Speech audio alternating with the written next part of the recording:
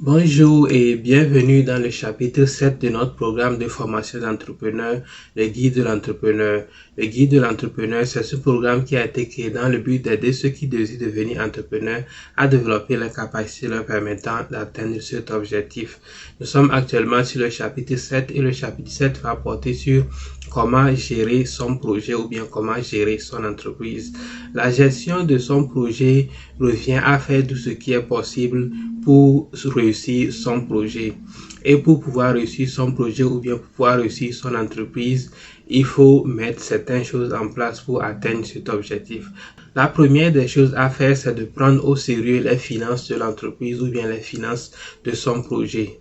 Ceci revient donc à savoir exactement combien rentre, c'est-à-dire les ventes, combien sort, c'est-à-dire les dépenses, et quelle est la différence entre les ventes et les dépenses, ou bien quelle est la différence entre les entrées et les sorties, ce qui représente soit le profit ou bien soit les pertes. Ceci est très important parce qu'on a besoin de savoir si nous sommes en train de gagner de l'argent avec notre entreprise ou bien nous sommes en train de gagner de l'argent dans notre projet. Il peut arriver qu'au début, le projet n'est pas rentable. Cela n'est pas forcément une mauvaise chose. Parfois, il faut donner du temps au projet de pouvoir fonctionner et commencer par amener de l'argent. C'est quand même très important de savoir les montants des ventes, c'est-à-dire ce qui rentre dans l'entreprise ou bien ce qui sort également, et de savoir la différence entre les deux et de savoir si on est en train de gagner de l'argent ou bien nous sommes en train de perdre de l'argent. La seconde des choses qu'il faut prendre en compte pour pouvoir assurer le bon fonctionnement de l'entreprise ou bien le bon déroulement de son projet est le salaire de l'entrepreneur lui-même. C'est très important que l'entrepreneur prenne en compte son propre salaire. Si l'entrepreneur a la possibilité de ne pas prendre un salaire au début de son entreprise ou bien le début de son projet, c'est préférable de faire cela. Si l'entrepreneur a d'autres sources de revenus et qu'il sait qu'il n'a pas besoin forcément des revenus de l'entreprise actuellement, au début, c'est préférable à l'entrepreneur de ne pas prendre de salaire, de laisser complètement l'entreprise fonctionner d'abord, se lever d'abord et de commencer par sortir des profits avant de commencer par prendre de l'argent de l'entreprise. Mais si on se retrouve dans un cas où l'entrepreneur n'a pas encore d'autres sources de revenus, c'est cette entreprise qui est sa seule source de revenus, alors il est préférable que l'entrepreneur se fixe un petit salaire pour le moment. Seulement un salaire qui va assurer les besoins vitaux de cet entrepreneur pendant qu'il travaille pour faire grandir son entreprise. C'est très important quand même que l'entrepreneur ne mélange pas ses finances à celui de l'entreprise, parce que quand bien même que l'entreprise appartient à l'entrepreneur, les finances de l'entrepreneur ne doivent pas être mélangées aux finances de l'entreprise. C'est très important que les finances de l'entreprise ne soient pas mélangées aux finances personnelles de l'entrepreneur. Ceci va amener de l'ordre dans les finances de l'entreprise et on saura exactement comment l'entreprise fonctionne. Si l'entreprise est en train d'amener de l'argent ou si l'entreprise est en train de perdre de l'argent. La troisième des choses qu'il faut prendre en compte pour assurer le bon fonctionnement de son projet ou bien le bon fonctionnement de son entreprise est de réinvestir les profits. Son entreprise est également comme son bébé. Au début, l'entreprise est très fragile. C'est très important de lui apporter tous les soins possibles.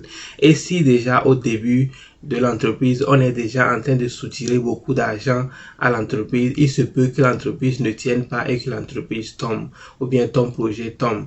Donc, c'est très important qu'au début, l'entrepreneur réinvestisse tous les profits qui sortent de l'entreprise afin que l'entreprise puisse se développer dès le début, être fort, et maintenant quand l'entreprise est très fort, on peut maintenant retirer ce qu'on veut de l'entreprise ou bien on peut maintenant retirer ce qui est raisonnable de l'entreprise. Mais déjà au début, si on se donne le plaisir de retirer n'importe comment l'argent de l'entreprise, il se peut que l'entreprise ne tienne pas et l'entreprise ne va pas pouvoir réussir. Et ça sera une grande perte pour l'entrepreneur également.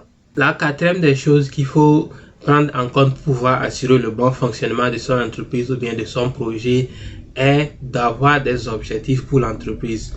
Tout comme pour nous les êtres humains, les objectifs sont très importants. C'est très important pour chacun d'entre nous d'avoir des objectifs dans sa vie pour pouvoir organiser sa vie et pouvoir arriver à la destination que nous voulons. De la même manière, c'est aussi très important pour l'entreprise d'avoir des objectifs. C'est très important d'avoir des objectifs pour l'entreprise afin de savoir où nous sommes en train de diriger l'entreprise, où nous voulons que l'entreprise soit dans 5 ans, dans 10 ans, dans 15 ans, etc., etc. Donc, le fait d'avoir des objectifs pour l'entreprise, ça va nous permettre de savoir dire exactement où nous voulons amener notre entreprise dans le futur et on va essayer d'ajuster en allant et en essayant d'atteindre cet objectif dans le futur. Donc, c'est très important que l'entrepreneur fixe des objectifs pour l'entreprise dès le début, même si ce n'est pas dès le début, quand même à un niveau donné, il faut que l'entreprise ait des objectifs et qu'on sache où nous sommes en train de vouloir amener l'entreprise dans le futur. La cinquième chose qu'il faut prendre en compte pour assurer le bon fonctionnement de son projet ou bien de son entreprise est de rembourser ses dettes.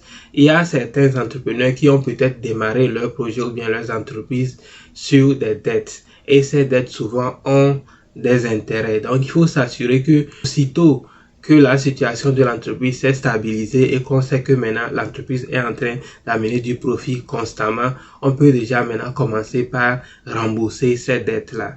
Mais comme on l'avait déjà dit auparavant, il ne faut pas asphyxier l'entreprise dès le début en essayant de retirer de l'argent pour que l'entreprise tombe. Parce que si l'entreprise tombe, non seulement vous avez perdu de l'argent, vous ne pouvez pas non plus rembourser ce que vous devez. Donc c'est très important de laisser la situation de l'entreprise se stabiliser d'abord avant de commencer par retirer de l'argent. Mais aussitôt que la situation de l'entreprise s'est stabilisée, c'est très important aussi de commencer par payer les dettes de ceux qui vous ont aidé à pouvoir monter votre entreprise ou bien votre projet. Il y a deux raisons très importantes pour lesquelles je pense qu'il est important de rembourser ces dettes le plus tôt possible. La première des choses, c'est que les dettes souvent ont des intérêts et plus on attend pour rembourser sa dette, plus l'intérêt également augmente. La seconde des choses est que quand tu rembourses tes dettes, celui qui t'a fait le prêt se sent bien par rapport à toi. Il sait que tu es quelqu'un de honnête, quelqu'un qui respecte sa parole et dans le futur, si tu as encore besoin qu'on te prête de l'argent, il ne va pas hésiter à le faire. Mais s'il te prête de l'argent et tu n'as pas pu gérer bien l'argent et que tu ne paies pas à temps, la personne aussi n'aura pas vraiment la satisfaction et dans le futur, si tu as besoin d'une autre dette, tu ne peux même pas te diriger vers lui et si tu te hasardes à se diriger vers lui, il ne va même pas te faire le prêt. Donc c'est très important de rembourser ses dettes à temps pour ces deux raisons-là. Non seulement pour éviter de payer trop parce que les intérêts qui vont s'accumuler avec le temps et aussi d'assurer sa crédibilité auprès de ceux qui te prêtent de l'argent pour que dans le futur, si tu as besoin d'eux, ils puissent encore te venir en aide et te prêter encore de l'argent. La sixième chose qu'il faut prendre en compte pour assurer le bon fonctionnement de son entreprise est de recruter de l'aide. C'est-à-dire, aussitôt que l'entreprise commence par fonctionner, vous commencez par faire de l'argent, il faut voir si vous avez la possibilité d'engager quelqu'un pour vous aider ou pas. La plupart du temps, au début, l'entrepreneur est seul à travailler, il fait tout par lui seul. C'est très important que l'entrepreneur engage aussitôt possible les gens qui vont l'aider à faire des choses que lui-même il n'aime pas faire ou bien les choses dont il n'a pas une bonne compétence à faire. La raison pour laquelle c'est très important de recruter de l'aide aussitôt possible est que quand l'entrepreneur fait tout, il y a des choses qu'il ne fait pas bien et il y a des choses qu'il n'aime pas faire.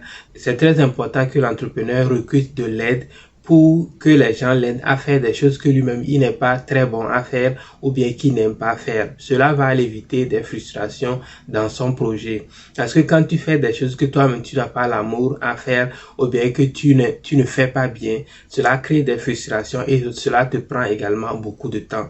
Donc quand l'entrepreneur engage des gens pour l'aider, pour faire des choses que lui-même il n'est pas bon à faire ou bien qu'il n'aime pas faire, cela va l'éviter du stress et cela va l'éviter de la frustration et maintenant il a la possibilité de se concentrer à faire des choses qu'il fait bien ou bien des choses qu'il aime faire. Donc ça sera tout pour ce chapitre. Je pense que c'est les 6 choses que je pense à mon avis que quelqu'un peut mettre en pratique au début de son entreprise pour assurer le bon fonctionnement de son projet. On va se retrouver dans le prochain chapitre pour parler des réseaux que l'on doit bâtir pour pouvoir assurer le bon fonctionnement de son entreprise également. On se retrouve la prochaine fois. Bye bye.